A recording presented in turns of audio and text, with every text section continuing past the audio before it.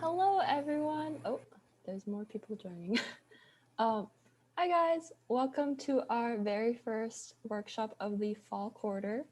Um, Getting your first internship slash resume workshop. So, yay, exciting. I'm just gonna hand it off to Arita, our who's mainly gonna be doing the workshop today. So, yeah. All right. Hi everyone. Like Rieko said, welcome to Hack. This is our internship and resume workshop. And just to go over a brief outline of what we're going to be discussing today, I'm going to start off with introductions with myself, and then I'm going to talk about like how to get started with recruiting season, especially since we are like in like the high points of it right now. And then next, I'm gonna move on to like resumes and like how to format your resume and the LinkedIn and like leveraging both to be a successful applicant. And then next, I will talk about like how to like work through technical interviews and like the best tips and like the best resources. And then last, we're gonna host an intern panel with some of the people that are in Hack at UCI. So just first, getting started. Hi everyone, I'm Arita. I'm a third year at UC Irvine, studying computer science and informatics. I'm also currently the corporate director of Hack at UCI, which is the club that's presenting this. And I'm originally from San Francisco, and my passions really lay in product, tech, and design. And our first topic is how to like get started with recruiting season. And like I said, with recruiting season, start now. The timeline is usually through from August to March. That is like a really big like a range of when like applications come out, but it just usually depends company to company. There's a lot of like GitHub resources as well as like spreadsheets online that show like when companies release all the applications. And the next type that we have is like apply anywhere and everywhere. This is really like a big tip that I would have to focus on, since like even if you might not know about a company, it could be up and coming, it could be a startup. I just really encourage everyone to apply everywhere and anywhere. You can always learn technical skills and an internship and come out with things that you might have not known about yourself. And next, I would say like keep organized, track everything you've applied to. That we will have resources at the end of this workshop on a Discord, linking to a variety of different like tracking tools, just to make sure that you can like see like when you should be hearing back or when like you should be getting interviews. And then a mindset that I always encourage everyone to have going into the season, going into this recruiting process, is like, what do you have to lose? I think like this really goes hand in hand with the concept of applying anywhere and everywhere, because like you don't really have to lose like there's nothing to lose with getting rejected or getting ghosted. It's just knowing that like you got your name out there and making sure that you like at least tried to get your application out there. And then next, here's a couple of ways that we would recommend everyone to do your research on. You might be saying like, yes, I do want an internship and I do want to apply, but how do I apply and where do I apply? So this has to do with the where aspect. One of the biggest resources that we recommend is UCI.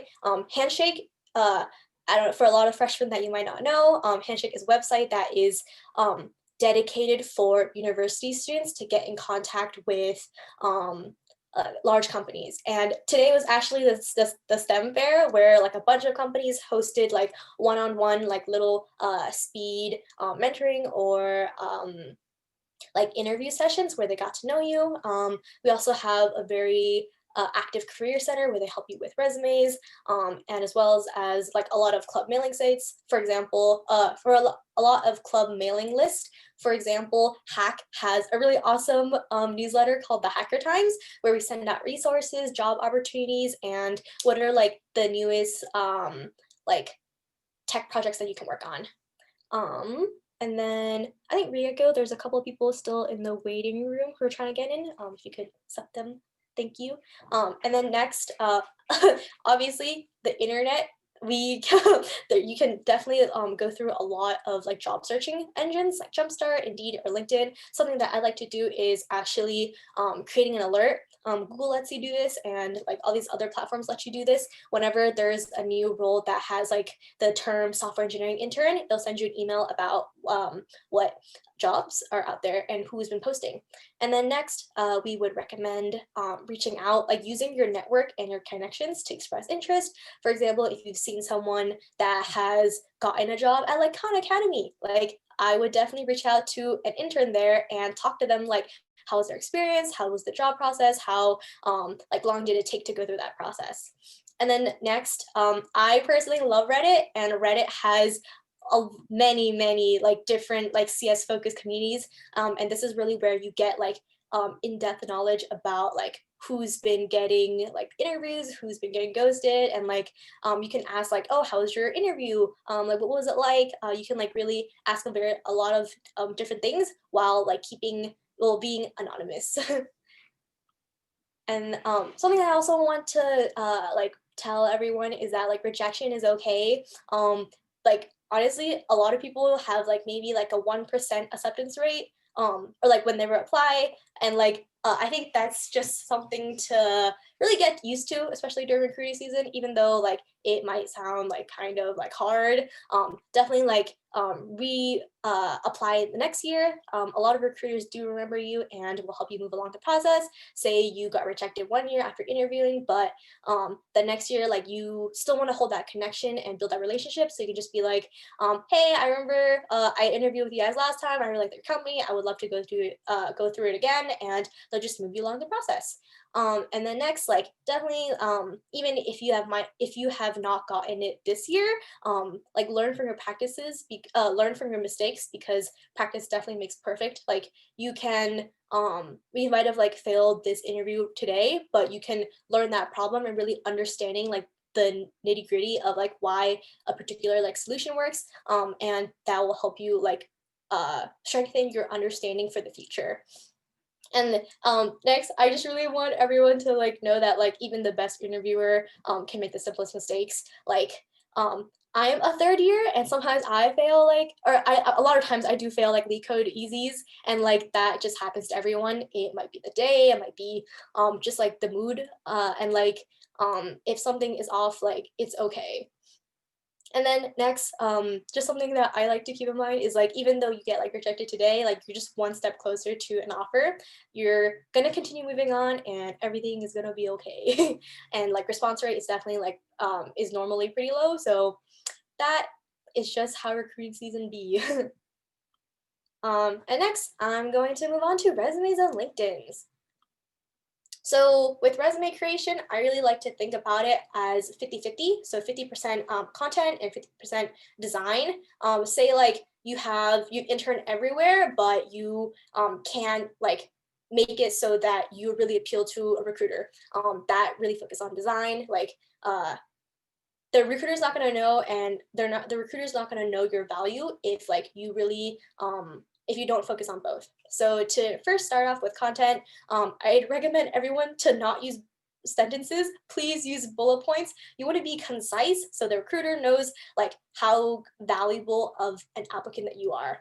And the sentence structure that I encourage everyone to use is actually um, uh, Google's way of sentence structure for recruiting and like resumes, and it's verb, measurable example, and positive result. So let's say I like led a team of 15 people so that we could get like, or I led a team of 15 people um, to gain like 15,000 in sponsorships for Hack.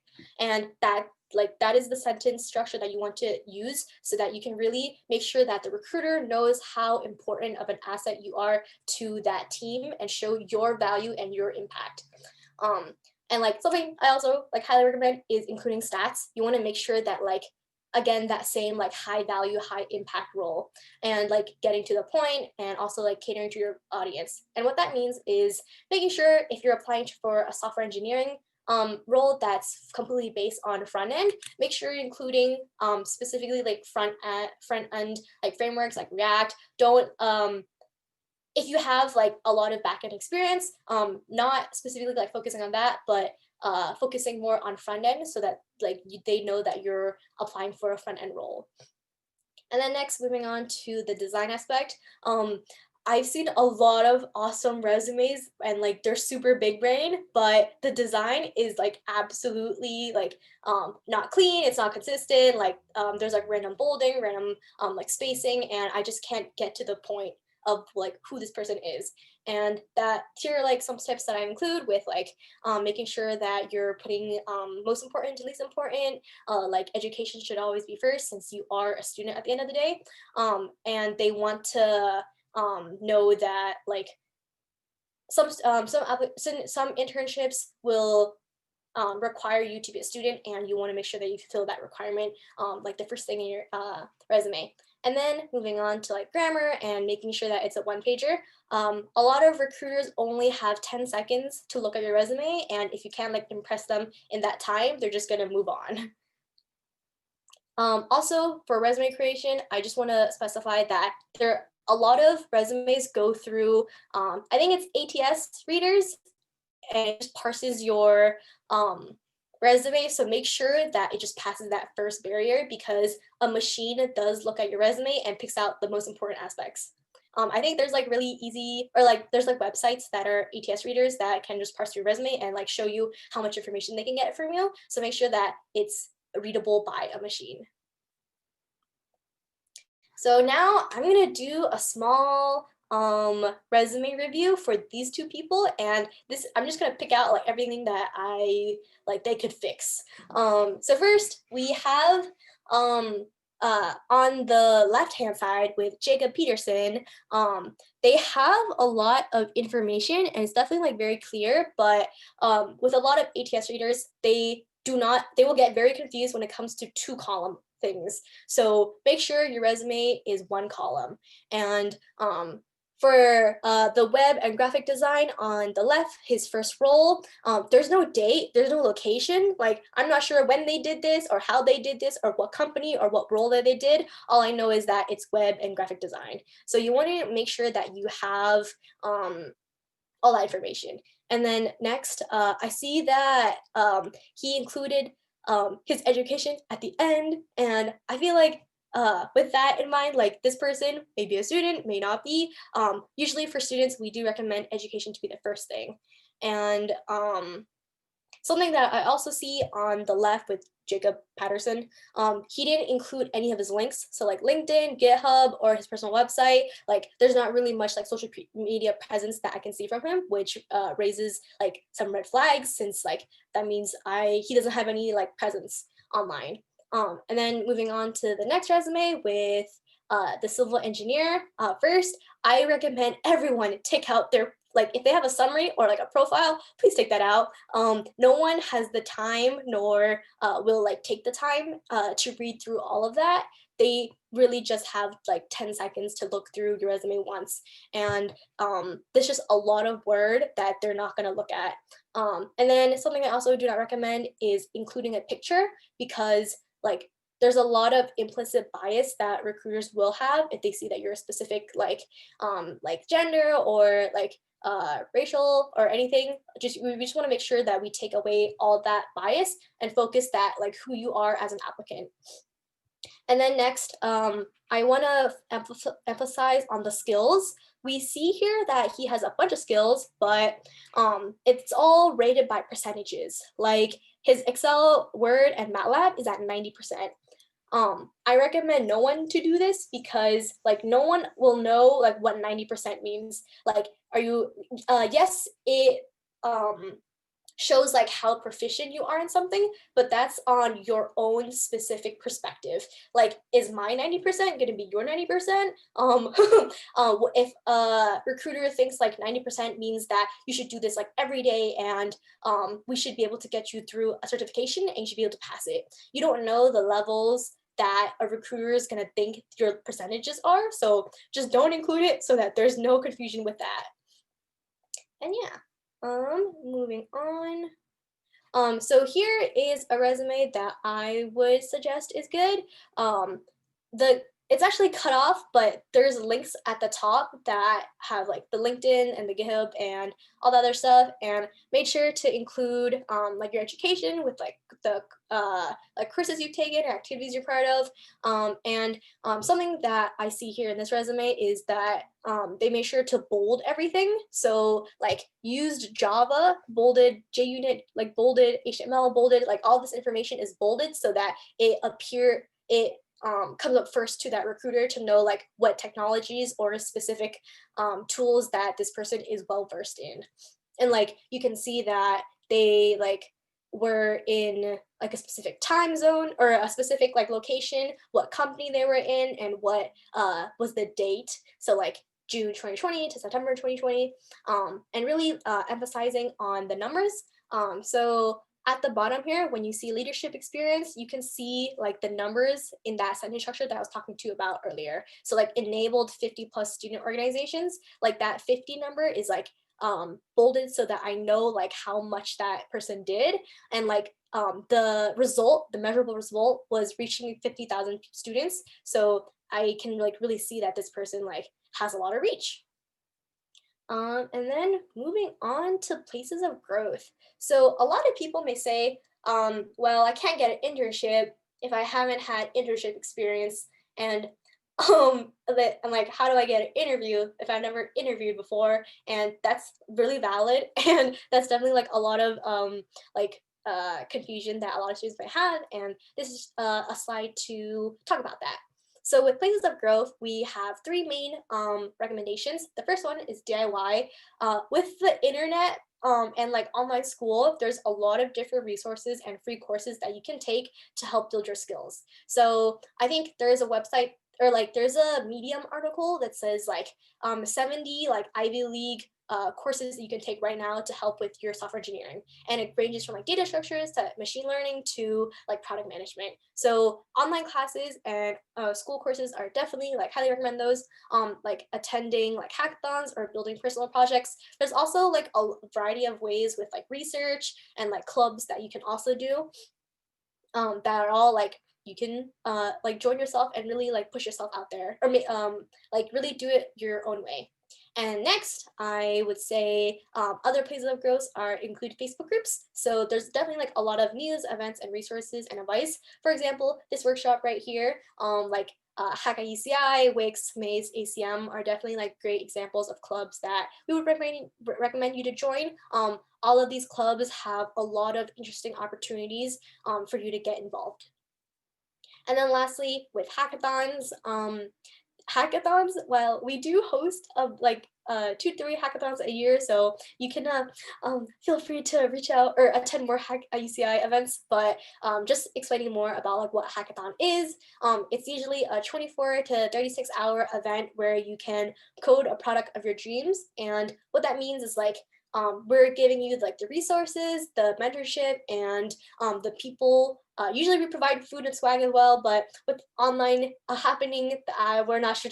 We'll let you know about that. But it's just really a great way to gain a lot of mentorship, especially since there's people from all over the country and like every grade, every grade and almost every age over the age of 18.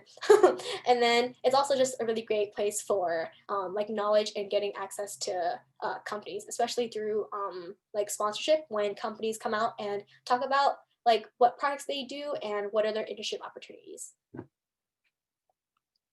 And then next we have LinkedIn strategies. So as you guys may know, LinkedIn is like an up and coming, or it is a very already awesome like website for you to reach out to companies, learn more about different companies, and really build your professional social media presence. And we definitely have like a bunch of tips. These are from the LinkedIn intern on Hack himself.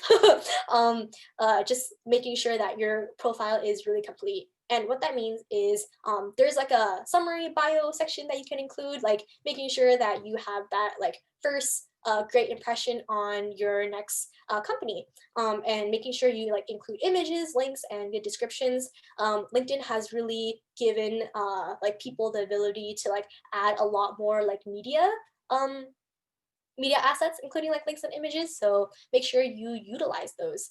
And then next, adding a picture and a banner, and like something else that LinkedIn is really cool with, or something that LinkedIn has recently done or released that is really cool, is including skill assessments. So you can like get certified essentially by LinkedIn that like Python or like HTML or like object-oriented programming. And then you can also like list certifications, licenses, and awards. A lot of people include this into their like LinkedIn profile so that the recruiters are like able to search up them by, or just see like what awesome things that a candidate has done. And then lastly, with endorsements and recommendations, if you've had a previous employer or someone you worked on a project with, they can like vouch for you essentially and like write about like how good you are with a specific like technology, or how good of a teammate you were.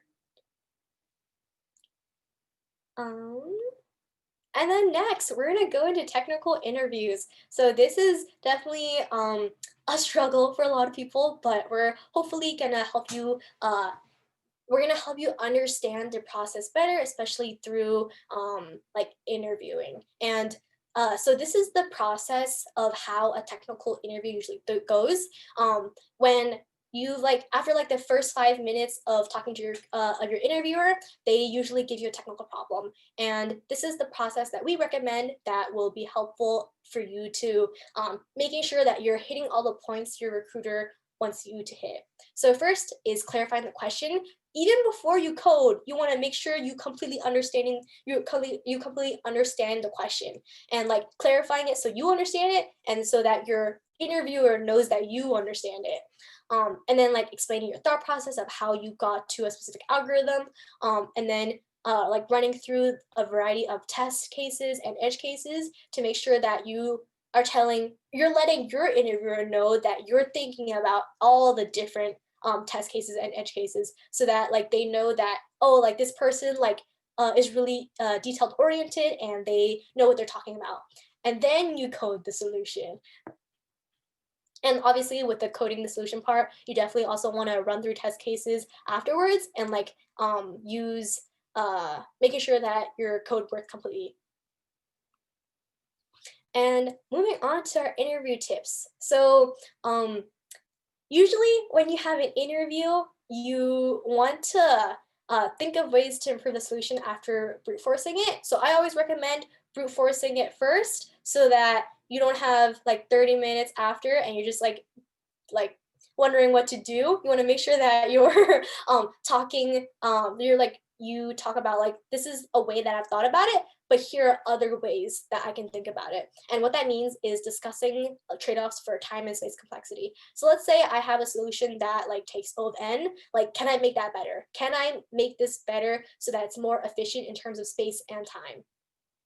And then next, we obviously you have to practice, and with practicing, just making sure that you're comfortable in the environment that they put you in, whether that be whiteboarding or a Google Doc or like a HackerRank or like a CoderPad, making sure you just know the platform that you're using and that you're able to code in that situation.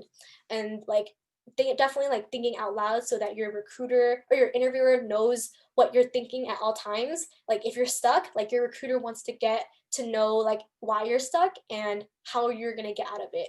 And that just really like shows like skills of being a good engineer and making sure that you can communicate your thoughts clearly.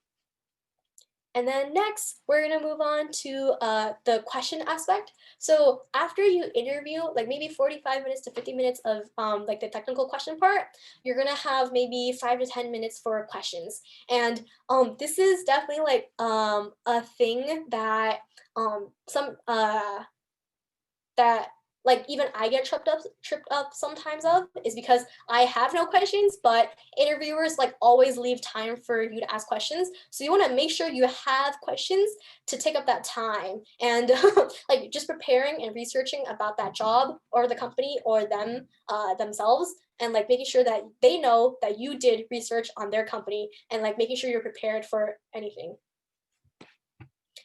And yeah.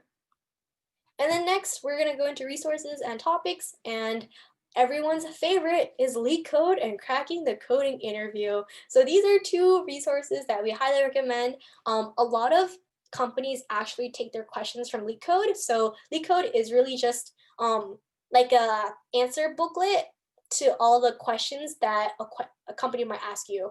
And it essentially, like, even though LeetCode has a lot of different problems, you really want to like understand fundamentally about how to answer a question, especially since a lot of questions do look the same. They're just worded differently with different or different like problems tweaked slightly. And like cracking the coding interview is just a great book for you to really understand what the recruiting process is asking for in terms of like technical skills. These are these are four different topics that we would recommend going through. I think like data structures and algorithms are definitely something that all engineers like want to see you like have the skill of, and also like understanding like big O analysis and like space complexities. And handling sorting algorithms and larger data sets. So this is just really like making sure that if you can solve a problem, can you solve that same problem with a larger data set or possibly like a null data set? So making sure that you're covering all your edge cases. Yeah. So now we have the intern panel. Arita, I can take it from here. Okay. Okay, well, big thanks to Arita for being our main MC for this workshop. So the intern panel segment of the workshop. So moving on. So here are our interns. We'll have each of them introduce themselves.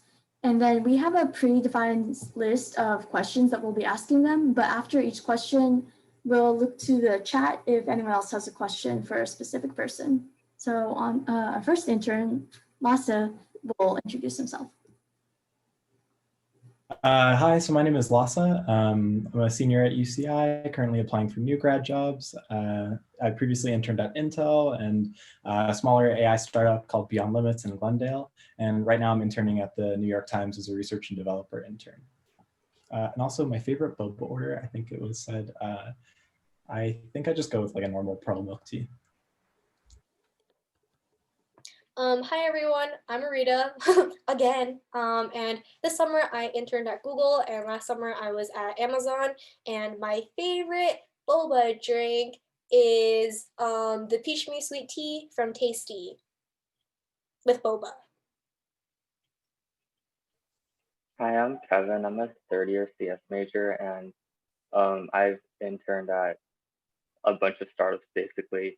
And my favorite boba drink is probably like jasmine milk tea with boba. What's up? My name is Kaylee. I'm a third year informatics major. This summer I interned at a startup called Coder.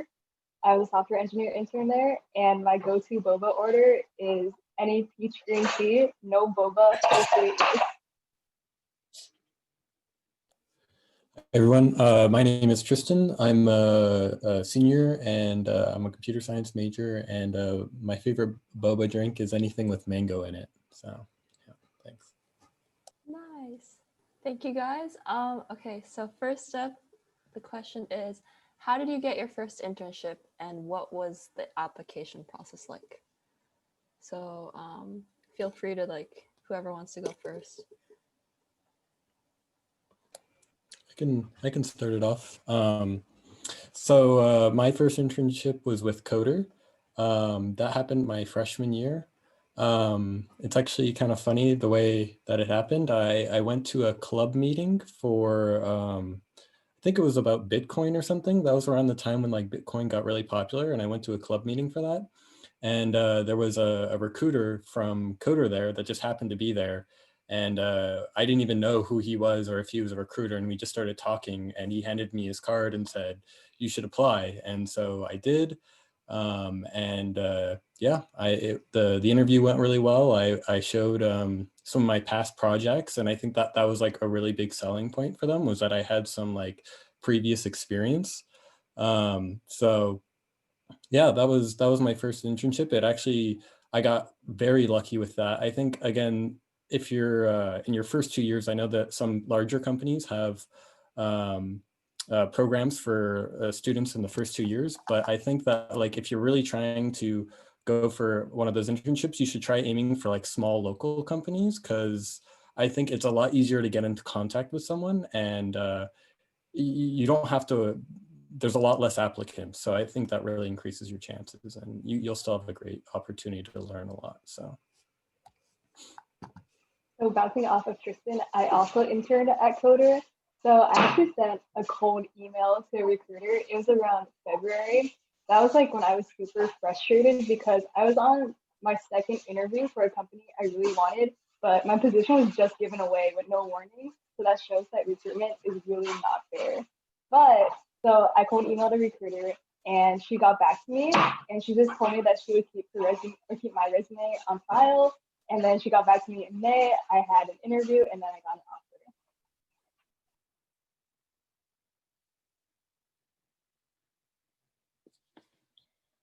I guess I can go next.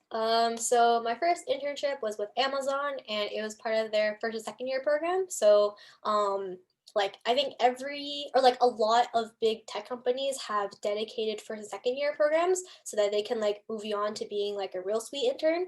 And with Amazon, their program was called Amazon Future Engineer. And so I originally applied in December, I think, and they didn't get back to me until I think February, March. And it was like two back-to-back technical or it was 2 rounds of technical interviews, both an hour, and I just completed the first one and did the second one and got an offer after. But I would definitely say like it was a really rough recruiting season because a lot of places don't look for first years, and I was really lucky with Amazon because like a lot of people like helped me prep for technical interviews, especially like in or through Hack.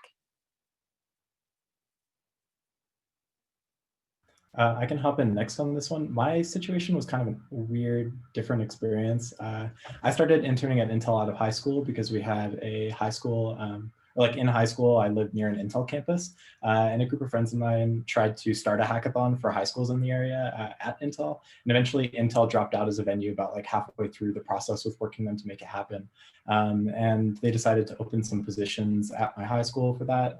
And I got the position because I developed the website for the advertising hackathon, and kind of like that was my first personal project experience. And with that one, you know, we're high schoolers, so we just took like AP computer science and stuff, but kind of like going that extra step in terms of like where you would normally be with your coursework is a really good option for trying to find an internship.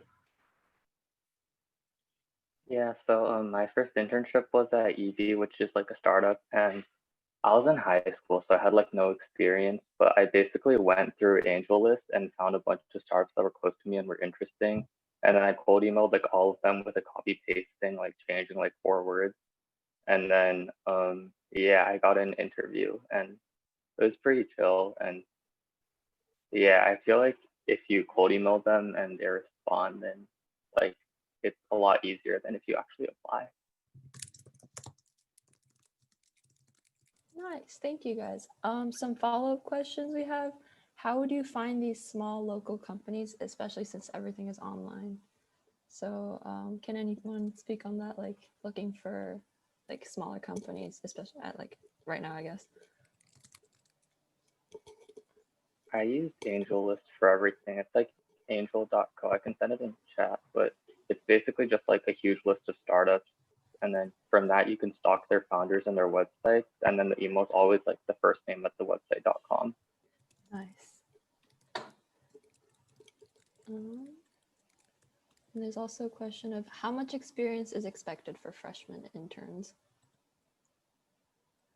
I can take this question. So for all the first and second year programs, like Google and Amazon, and like Microsoft and like Palantir has, they expect nothing, like absolutely nothing.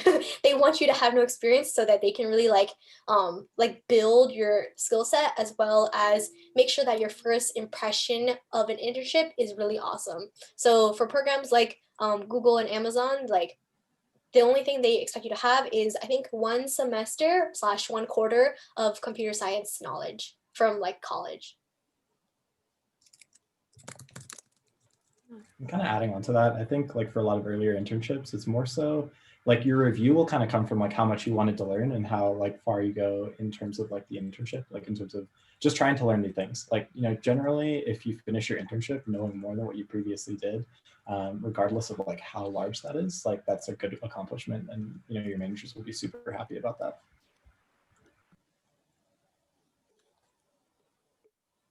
And I don't know if Arita answered. Fiona asked, can you talk about the Google internship? If you... Yeah. So I this summer I was at Google, part of their STEP internship program, and did you like want to know the process or like my experience? Both. Both. Okay. So the interview process was I think the application was 4 short answer questions with a resume, and that was the application process. And then the I heard back in like September, and I interviewed in October, and I got an offer in October. The technical interview questions was 2 back-to-back 1 hour interviews, and it was both LeetCode easy. Nice. And for the actual like internship, it was I think Google Step was very interesting this year. They actually changed up the entire program to be 6 weeks of like personal development for your portfolio, and then the last 6 weeks was open source project. And for first time interns, for all Google interns this summer, no one got to work on production level code, which was pretty depressing, to be honest, because like you signed on to do Google work, but they said, haha, JK. And but I think it gave a really unique perspective, because you're able to work on a personal project with 2 other interns for 6 weeks. And it could have been related to your like product area, but they would not let, or like they didn't let anyone work on like actual like production level code besides like other second time interns. And everything was open source this summer, so you can actually see everything on GitHub of like what everyone did this summer.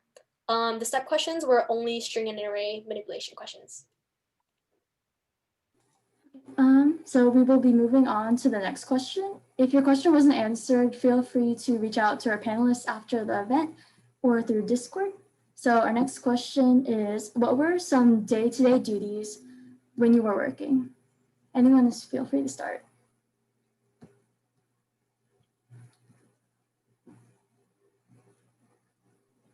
Okay, I'll jump in on this one. So my startup, we followed Agile. So we had daily stand-ups every day.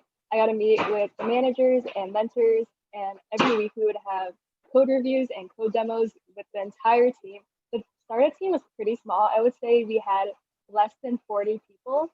And throughout the day, we would be mostly working independently. So you rely a lot on your co-interns.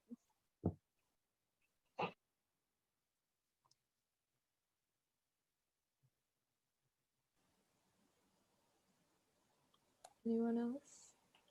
Yeah, I can add on to that. So my experience was pretty similar, especially since I interned at the same company. But even at the Acuna Capital, yeah, you typically start off with a daily stand-up where you kind of talk about like if you have any blockers, what you're planning to be working on for the rest of the day. And from there, yeah, it's pretty independent. Unless you run into some issues, you might reach out to like a coworker and ask for some advice or help. And yeah, it's pretty, I'd say overall, like most of my experiences have been pretty independent, I would say, for sure. So.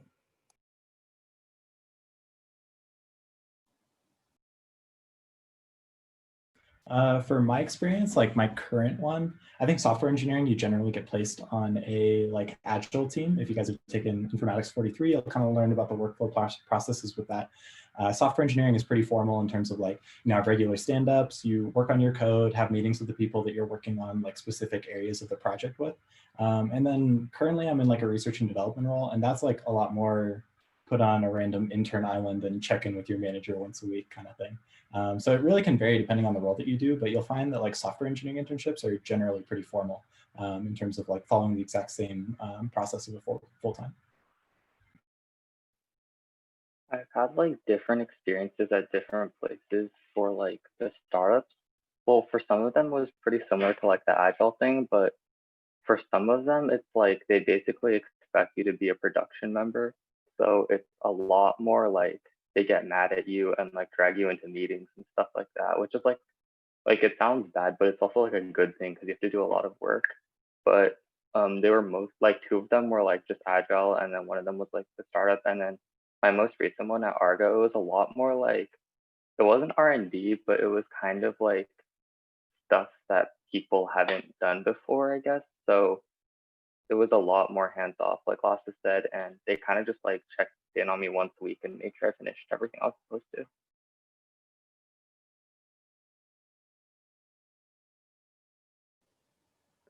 Awesome. So if no one has questions regarding that, we're gonna move on. Wait, I have a question. Oh, yes. Sorry. Like, I was wondering if you guys could talk about some of your personal projects.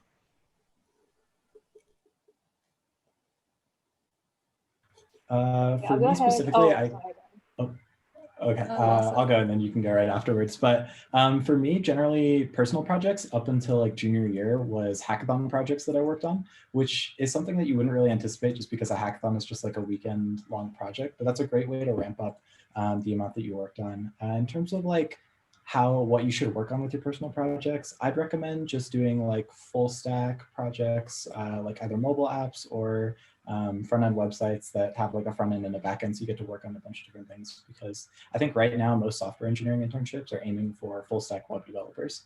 Like that's kind of like the best way to orient. But like, of course, plenty of other opportunities are available. That's just kind of like my recommendation based on my experience. Okay, so for me, I'm more into the UI UX field. So really important on your portfolio are case studies. So I'm currently working on my own case study. I planned it out so that I could finish it by the end of this month. So basically a case study is you have an idea, you can redesign an app or make your own, and you go out and do user research and analyze and make your own prototype for an app. And then you just slap it on your portfolio. And those are super important. You should have about 2 to 3 on your portfolio.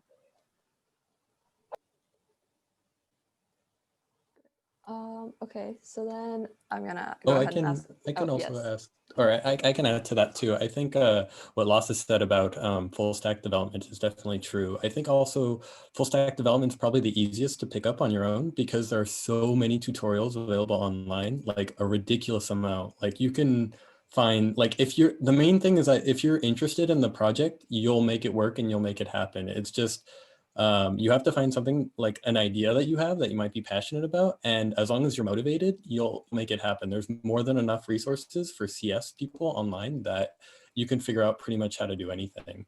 And there are a lot of places where you can host things for free. So you don't even have to pay anything. So definitely full stack, I think is a great thing to like self-learn, and it's definitely applicable at like almost every company. So. Just and the Hacks workshops. Oh, what? Go ahead. Oh, and the Hacks workshops that we'll be releasing and recording and stuff. That's a good like resource for learning how to build the stuff that we recommend. Speaking of which, just to go off what Lassa said, if you guys or if any of people are in this call and are a first and second year that go to UCI, make sure to apply to Hacks, which is our first and second year beginner friendly hackathon, where we'll be teaching you Hacks workshops. ZOT, not Amazon. But Rieko dropped the link, so feel free to apply. And also, I wanted to talk about a resource that I definitely like loved throughout college, and it's the GitHub Developer Pack. Yeah. Okay. Anything else? Okay, on to the next question. What was the most challenging thing you've experienced interning? And I think Lhasa wants to start. So challenging thing for me definitely was being put on a robotics project when I was just like a full stack web developer in terms of my experience, especially since like the development environment for working on that single robot for an 8-person team was kind of difficult. But really just like being put on a completely new project out of your skill set. And I think that really, it's good and bad because like, you might feel bad because you're not accomplishing as much as you'd be used to, but great because I feel like that first like 10 to 20% of like learning how something works is a really critical part. And the more you put yourself in those kinds of positions, like in terms of like outside of internships or in internships, the better you get at picking up things as you go. You'll find yourself to become like more comfortable attacking new problems at the work that you do for different things. So bouncing off of what Lasse said, I was also put onto a team where I didn't know much about what to do. So if you know me in real life, I'm more of a UI UX background, but my startup really needed help with the back end. So I did back end for 10 weeks, and all my other co-interns had an extensive background with back end. And I felt myself constantly comparing myself to them, and it just really brought me down in a sense. But I eventually got past it, and me realizing that I wanted to go into UI UX, I like got started with it right away after the internship ended. So because I did something I didn't like, I found out what I did like instead.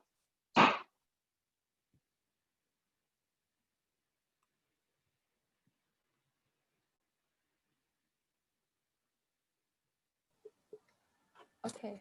I think that's it for questions. On to the next one. Reiko. Yes. And just to go back to what Kaylee said, I think even if it's not the internship experience itself isn't good, like there's always something that you can learn from that experience. So food for thought. What is your best takeaway from your internship, and what did you gain besides experience? So I'll start with Kevin. Yeah. Yeah, so like I'm a really awkward person if you know me in real life, and I feel like at internships they force you into so many meetings. There's like stand up every day, and then there's like weekly meetings, and like your mentor comes over and like roasts you. And I feel like it kind of forced you to go out of your comfort zone and like stand up to your mentor when they're wrong and like speak up if someone thinks something wrong. And I feel like that experience kind of, yeah, it's like, yeah, I don't know, it just makes it easier to talk. I'm just gonna go ahead and jump back to what I said about like doing what I didn't like made me realize what I wanted to do. So I used to have this original mindset that I would have to be a software engineer first. It would make me like more valuable in the tech industry, but that is a very wrong mindset. Just do what you like as soon as you can.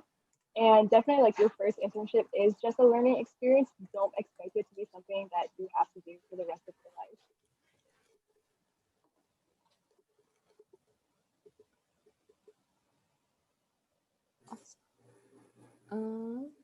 I think that's it for everyone else who wants to speak on that. Okay, next question. What are the pros and cons of working at a small company versus a large company? And Lhasa would like to start. So I have experience working at like giant corporations and like smaller mid-sized startups. And I feel like at a startup, especially in an intern role, like it's very informal. You'll find things like there's very like a lack of like rigid development processes, which can be good and bad because I feel like when you're working at a smaller company, there's a lot of opportunity to work on a lot of different things and kind of like gain a little more experience and probably go further than you would normally do on like a project in a big company, just because when you're working in a big company, especially on like production level code, like you'll find that it takes a lot longer than you'd expect to merge like 20 lines of code because you have to get through the 3 evil bosses of your mentors and stuff getting your things approved. And whatnot, but both kind of offer a lot of different experience. And I'd recommend people try working at like small companies, like startups, and big companies throughout, because you have multiple summers, and getting to try a few different things gives you a really good kind of experience wheelhouse for working full time. Awesome. And then Kevin, do you want to answer next? Yeah, going off of what Lassa said, it's like, yeah, for all this, I haven't really worked in any really big companies, but like for the really small startups, it's kind of jank, which makes it really nice. Like you can choose your own hours, you can like go out for boba whenever you want. No one really cares about you as long as you finish everything. But like when it gets bigger, I feel like they care more, which is like they have all these meetings and structure, which makes you do work, but it's also really annoying. But at the same time, they have like, you get other interns, which you get to meet, and that's also really nice. So yeah, I guess like smaller startups kind of push me to do more work, but it's like you're the only startup there, and it's kind of depressing sometimes.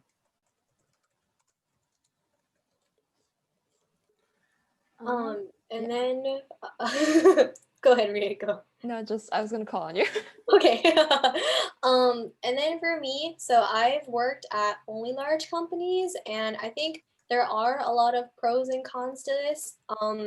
So with pros, like definitely like you have the name, you can like say that you've worked at blank and blank, but and I think like they like treat you really well, and like you definitely feel like you're like I don't want to say like you're being spoiled, but it is like you do feel spoiled with like all the swag and like all of like the bling bling of the company, especially like with like food and everything. But I think there are cons like having impact. With a lot of people who have worked with in like smaller companies, like they know their code is gonna get to production, but like working at such a large company, your code might never see the light of day. Like even though you worked at 12 weeks for a product, like that product might never go anywhere. It might just get deleted and you'll never know. And that just like makes me feel that like my work was gone to waste, because like as an engineer, I do like want to essentially like help like people's lives get better, whether it be like something small, like a new feature or something. And I think that is definitely like a con of working at such a large company. And like with larger companies, you do have a lot of structure and a lot of like levels of like kind of like doors, levels of multiple doors that you have to get approved on before you can do something. Like I need to get my manager's approval in order to get something done. And that like definitely like is not what it's like at a smaller company, because like your manager might be the CEO and you can like easily get something like approved. But yeah. All right, and then finally, I'll go ahead and add my input to working at a startup. So definitely a con, as many of you would imagine, is that the monetary compensation is nothing compared to the big companies. But obviously, I was there for the experience. I did get my own work computer and accessories. I remember, I think I got a Surface Book, and what else? We got food sometimes. They provided lunch. That was really nice. We always had snacks on site. And a pro of working at a startup too is that I got to talk to the CEO whenever I wanted. I got to talk to higher management, basically anyone in the company, because they were super accessible. And also, I do need to jump off right now, but I will be dropping my LinkedIn in the chat. If any of you guys are interested in UI UX design and would like some advice or mentorship, or just want to like chat, hit me up. Hit her up. She's super cool. Nice. And then did Tristan, did you want to answer this question? Yeah, sure. I can add on to that. I mean, so Kuna Capital is like kind of like past its startup stage, but then yeah, Coder I feel is definitely smaller than that. So kind of like reiterating what the others have mentioned, you definitely feel more spoiled at a larger company. You kind of feel there's a lot more structure to it, whereas like with a startup company, like personally, I didn't see a whole lot of documentation. So when you're like ramping up to a team, you might be like, what the heck is going on? Like it might feel less organized. But at the same time, you're probably going to be working with like at a much faster pace on something that is probably going to, you know, that they're trying to make like breakthroughs. So it could be an overall more interesting project you're working on because it's a startup. Whereas like a larger company, they might put you in like automation for some like thing that nobody will really think about or see. So yeah, again, like Arita said, you have more of an opportunity for more impact at a smaller company. So definitely try to apply for both. I think that it gives you a really good idea of like what maybe you want to end up working for after you graduate. So. Awesome. And then what part of the culture at the place you worked with did you like or hate? So I'm going to say, Lhasa, go ahead.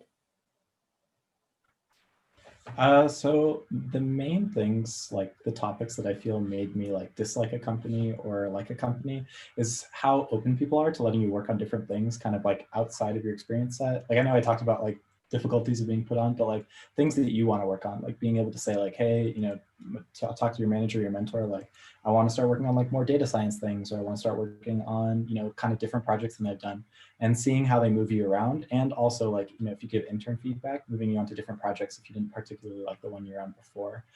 Because I think like as a goal, if you want to like learn the most and stuff, you kind of need to become like a serial work hoarder, like try to grab like different things that you find interesting. It doesn't mean like overwork yourself or like go over your normal hours, but definitely try to pull in different things that you're interested in, because like a company has like multiple different avenues that you can pursue, like if you want to work on different things.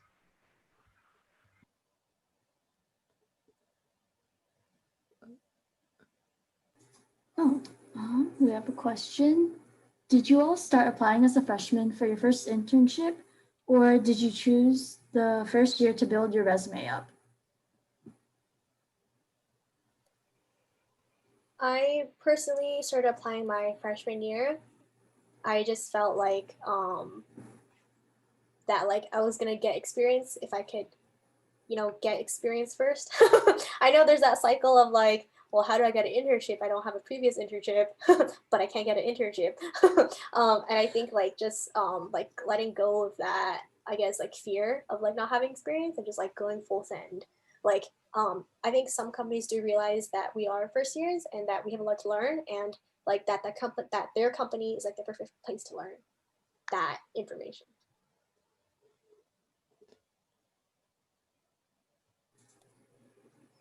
Yeah, I definitely feel like why not do both? You know, I think Lauren said that in the chat. Definitely, you don't have anything to lose by maybe putting off like a couple hours on the weekend trying to build up a project or apply to places. I think doing it over like a long term of time rather than kind of, you know, saying like, oh, I'll do this eventually is probably not the way to go. You should, like, if you can do it now, you probably should. So definitely try to get ahead and, you know, apply in numbers and try to get out there. So.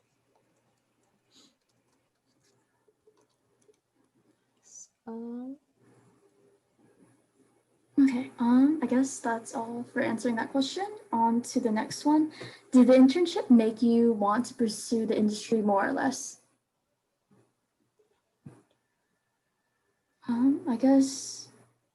I Tristan guess can like start. Okay. So yeah, since my first internship was with a smaller startup company, my dad is also a software engineer, and I remember telling him about like my day-to-day life, and like I mentioned, it was pretty sometimes it kind of felt hectic, and he kind of just explained that like that's something pretty specific to startup companies. They move pretty fast and they break things, but it's just all part of the day. And so that kind, like, I didn't like that kind of fear of like, and maybe it was just the company that I worked at, but it kind of felt a little too loose and fast for me. Like I prefer some like rigidity and some kind of security that like I know that I'm not gonna like somehow break their products. So for me, that made me like want to pursue smaller companies like less and start to apply towards larger companies. But if I hadn't applied to smaller companies, I would never have known that. So definitely try doing both if you can. Nice. Does anyone else want to speak on that? Yeah, I can talk on it. My first internship was like also at a startup, and it honestly made me really want to go into the industry a lot more because I guess the reason I like CS in the first place is like I can sit at home for like 6 hours and just make something. And it's like, it's just really nice being able to see your stuff being made into production. Like Ariel was saying, with like, you see everything you're doing, and then it's like 3 weeks later, it's in the product and people are using it. And it just feels really nice. And also, my boss was really chill, and we had like happy hour every week. And he would like try to get me to drink, which is really nice. Sweet. Well, if anyone, I think that's it for our questions. So if anyone wants to ask questions specific to panelists, now's the time.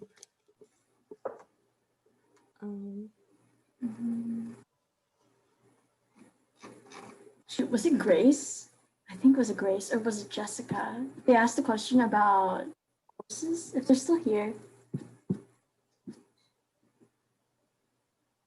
Matthew asks, how do you guys find internships to apply for?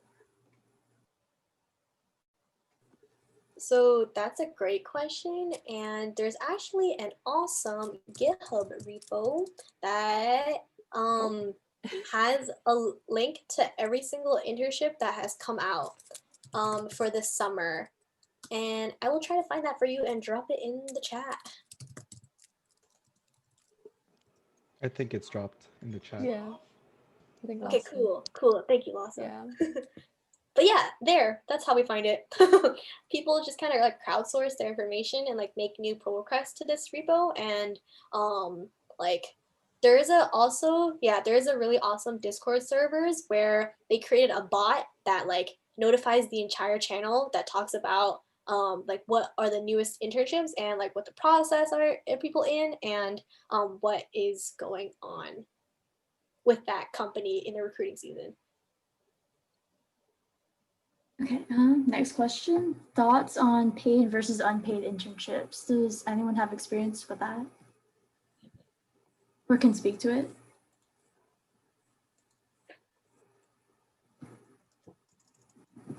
I personally think that you probably shouldn't take an unpaid internship.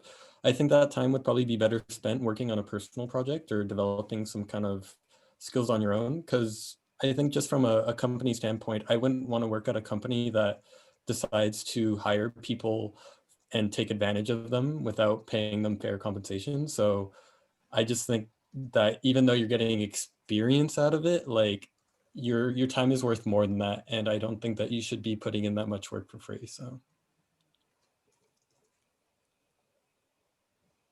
I think like I might be wrong, but I think California also has like labor laws against unpaid internships now or something. But I'm not sure if I'm like overstepping. I'm not sure the laws, but I also just agree with Tristan. You know, your time is best spent like, you know, like ultimately you're doing full-time work, you know, as an intern. You know, it's not like you're just doing something that's like less than, because you're really part of the company as well. So definitely don't sell yourself short if you have the option.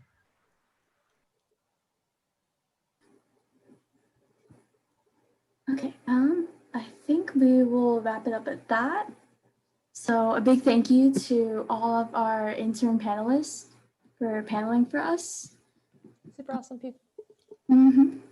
On to the next slide, if you could. Okay, so thank you for attending. Here are all our socials. Feedback form will be linked in the chat. And if you have any questions or would like to connect with any of our panelists, feel free to reach out to them on Discord or LinkedIn. And I think Zach has an announcement. Yeah, so thank you guys for coming to our workshop today. So basically after this, we're all gonna be heading over to our Discord and we're gonna be playing some games like Among Us and Jackbox, just so that we can all get to know each other a little bit better. So we'll have a bunch of voice channels for that. Yeah, come over there if you have any more questions for any of the panelists or you just wanna play games. So yeah. Thank you guys. Thank you guys for coming. Thank you. Clapping.